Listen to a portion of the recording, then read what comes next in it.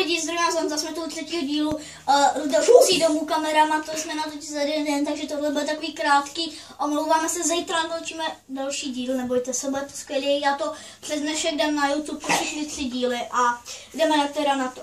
Tak chceš něco drsného? Tak jo, jdem na to. Motherfucker. Marku, proměňuju tě v kozla. Šakala. A je to tak, co, Máro? jau. To je hrozný být kovovej. No, aspoň jsem nerozbitelný. Ty vole, co děláš? Jsi blbej. Udělám ze mě díry. Uděláš ze mnou. Fuj.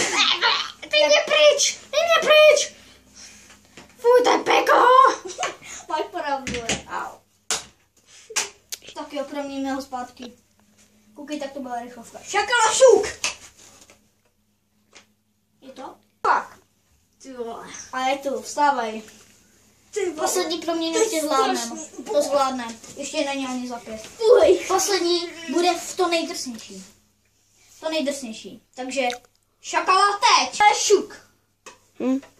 Tak co má doma? Máš baterku. Strašný vytrávě. Jestli ti, Marku, zeptám, co je to ta antenka? Co to je tvůj nos, nebo tvůj, jako to dole? Táček.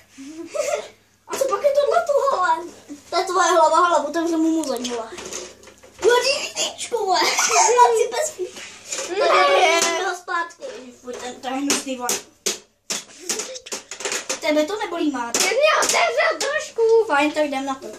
Šakala má na kanalizaci čukáčua! Tak jo, Máro. Ty vole, stávej blbou. Ty vole, netkneme to na matku. To je strašný, ale!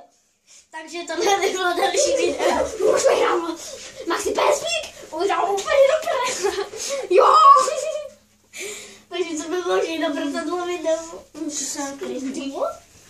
Tohle by bylo... Brem. Čau lidi, to by bylo všechno a čus!